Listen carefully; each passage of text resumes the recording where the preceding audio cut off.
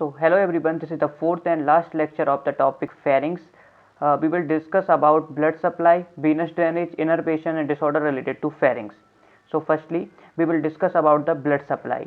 So pharyngeal branches of ascending aorta, ascending and descending palatine and pharyngeal branches of inferior thyroid.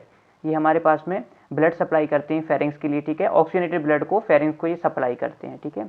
अब ये जो supply होती है oxygenated blood की, ये हमारे जो पोर्शन से ये सप्लाई करते हैं। इनके अलावा भी अलग अलग ब्रांचेस होती हैं, इनसे जो ब्रांचेस जनरेट होती हैं, जो अलग अलग स्ट्रक्चर्स को जो फेरिंग्स में है उनको सप्लाई करेगी। बट अभी जो मेन पोर्शन है वो यही होता है, ठीक है। ये सप्लाई करती है, मेन जो हमारे पास में आर्टरीज हैं वो ये तीनों होती हैं, ठीक है।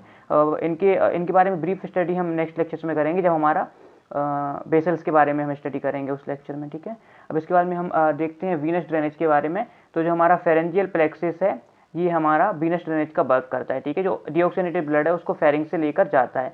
अब ये कैसे होता है, जो हमारी फेरेंजियल वेन्स होती है वो फेरेंजियल प्लेक्सिस में सप्लाई करती है, ठीक है, ब्लड को। ये कहाँ, इसकी पोजीशन, आई थिंक इसकी पोजीशन होती है जो पोस्टीरियर वॉल होती है उस पर, इसकी पोस्टीरियर वॉल ऑफ फेरिंग्स, उस पर इसकी पोजीशन होती है फेरेंजियल प्लेक्सिस की। तो हमारी जो फेरेंजियल वेन्स हैं वो सबसे पहले किसको सप्लाई करेंगी, फेरेंजियल प्लेक्सिस में डालेंगी अपना ब्लड लाकर, और डीऑक्सीजनेटेड ब्लड लाकर।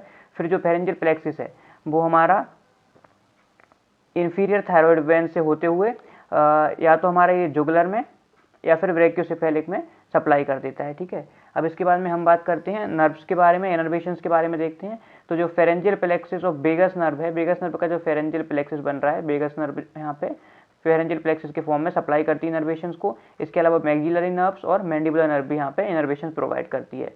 अब अगर फेरिंग्स से रिलेटेड डिसऑर्डर देखें तो थ्रोट कैंसर, फेरिंग्स को ही थ्रोट बोला जाता है, ठीक है। तो थ्रोट कैंसर देखने को मिलता है, कभी कभी डिस्फेजिया की कंडीशन देखने को मिलती है। अब स्वेलिंग की कंडीशन जनरेट होती हैं तो उस कंडीशन में खाना निकलने में दिक्कत आती है, तो वहाँ पे, ठीक है। फेरेंजाइटिस हो जाती है, कभी कभी फेरेंग में कोई इन्फेक्शन हो गया उसकी वजह से फेरेंजाइटिस जनरेट हो जाती है। Inflammation of auditory tubes, auditory tubes जो होती है कहाँ कनेक्ट करती है, हमारे मिडिल एयर को होता है, उसे हमारा फेरिंग से कनेक्ट करती है, ठीक है।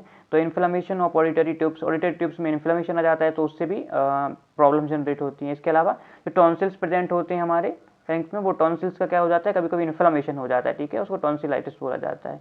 तो इस तरीके से ये हमारे फेरिंग्स से रिलेटेड डिसऑर्डर्स कवर हो चुके हैं। तो ये फेरिंग्स का हमारा लास्ट लेक्चर था।